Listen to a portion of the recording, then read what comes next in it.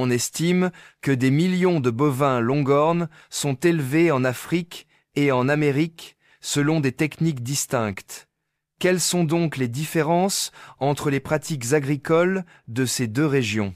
Les bovins longhorn se distinguent par leurs longues cornes recourbées, qui peuvent atteindre jusqu'à 2,4 mètres de long.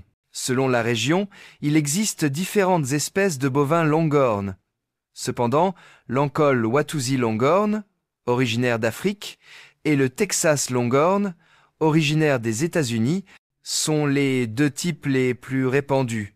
L'origine des bovins à longues cornes remonte à l'Afrique, où ils sont élevés de manière constante depuis des millénaires. Les communautés autochtones les utilisaient non seulement comme source de subsistance, mais aussi comme objet important lors de cérémonies et d'échanges commerciaux. Au fil du temps, les bovins à longues cornes ont su s'adapter aux conditions climatiques difficiles qui régnaient sur les vastes territoires des États-Unis d'Amérique. Cela s'est produit au XVIe siècle. Les bovins longhorn ont été introduits aux États-Unis dans les années 1800 et élevés dans des fermes. Après avoir subi de lourdes pertes au XXe siècle suite à des croisements avec d'autres races bovines à haut rendement, ils ont connu un regain d'intérêt à la fin du XXe siècle et au début du XXIe siècle. Ce regain d'intérêt est dû en grande partie à l'intérêt des petits éleveurs et des passionnés de cette race. L'élevage de bovins longhorn aux États-Unis se distingue de l'élevage traditionnel par plusieurs caractéristiques distinctives. Les fermes d'élevage de bovins longhorn sont généralement situées dans les États de l'Ouest et du Sud, comme le Texas, l'Oklahoma et le Nouveau-Mexique. Ces États bénéficient d'un climat chaud et sec, et de prairies naturelles idéales pour cette race. Les bovins longhorn s'adaptent aux environnements secs et nécessitent moins de soins que les autres races bovines. L'organisation de la ferme est très différente. Il est courant de laisser les bovins longhorn paître librement dans de vastes champs, contrairement à la pratique plus courante qui consiste à les confiner dans de petits enclos comme pour le bétail traditionnel. La plupart des fermes sont assez vastes, couvrant des centaines, voire des milliers d'hectares, et sont entourées de clôtures pour empêcher le bétail de s'égarer. Toutes les vaches peuvent se promener librement et se nourrir des herbes naturelles. De plus, ces ranchs de bovins longhorn s'engagent à préserver les caractéristiques naturelles de la race. Grâce à leur résilience et à leur capacité à supporter des environnements extrêmes, ils ne nécessitent pas de soins intensifs. C'est l'un des aspects que j'apprécie le plus chez cette race. L'herbe et les autres plantes naturelles constituent la principale source de nutrition des bovins longhorn. Ils peuvent paître librement pendant les mois chauds. Les éleveurs complètent leur alimentation en fournissant du foin ou de l'ensilage à leurs animaux pendant les mois d'hiver, lorsque les températures baissent. Que pensez-vous de cette méthode d'agriculture? N'hésitez pas à donner votre avis dans les commentaires.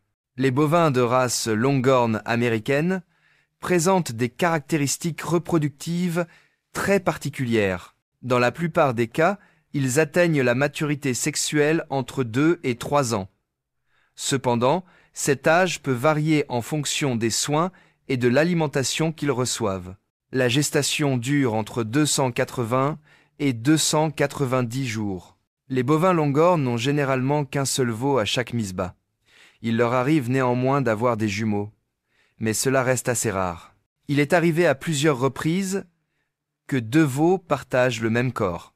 Un veau nouveau-né pèse en moyenne entre 30 et 40 kilos et devient très gros en très peu de temps. Bien nourri, il peut prendre entre un demi-kilogramme et 1 kilogramme par jour au cours de ses 6 premiers mois. Après le sevrage, il continue de grandir, mais son rythme peut ralentir légèrement. Vers l'âge d'1 an, il pèsera entre 200 et 300 kg. Les bovins longhorn sont non seulement appréciés aux États-Unis, mais aussi abondants en Afrique. Des pays comme le Kenya, la Tanzanie et l'Ouganda, ainsi que l'ouest du continent, sont des régions où cette race est élevée par la population.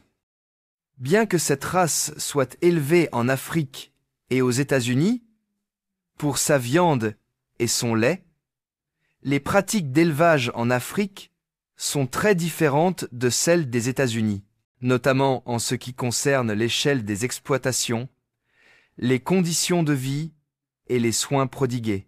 De nombreuses petites communautés agricoles africaines élèvent des bovins longhorn. Ces communautés ont tendance à adhérer à des pratiques agricoles plus traditionnelles. La plupart du temps, ces bovins sont autorisés à paître librement sur de vastes prairies, où ils peuvent trouver leur propre source de nourriture et d'eau. Comparativement aux États-Unis, l'alimentation des bovins longhorn en Afrique nécessite moins d'interventions mécaniques modernes. Cela s'explique par le fait que les contraintes économiques du continent ne permettent pas une telle intervention.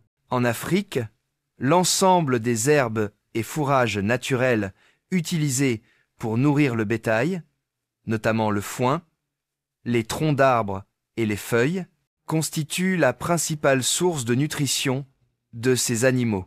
La taille moyenne d'un bovin longhorn africain est d'environ 1,2 à 1,4 mètres et son poids peut varier de 360 à 544 kg. En apparence et en taille, le bovin longhorn africain est généralement plus petit. Ses cornes sont plus courtes, mais plus épaisses et plus résistantes que celles des autres animaux, ce qui lui permet de s'adapter aux terrains difficiles et de se protéger des prédateurs.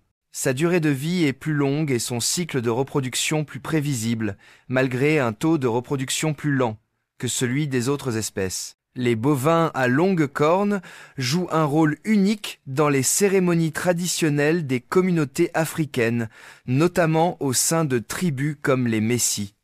C'est une autre différence significative entre les deux continents. L'importance du bétail va au-delà de son rôle de source de nourriture. Il revêt également une importance économique, sociale et culturelle. Le rang et la richesse de chaque famille se reflètent dans la pratique de l'échange de bétail, composante essentielle des rituels communautaires et des grandes occasions. Le bœuf longhorn est une source alimentaire extrêmement riche en nutriments. Pourtant, la qualité de la viande produite par les bovins longhorn américains et africains est très différente. Cela s'explique principalement par les méthodes d'élevage et les conditions de vie des deux races.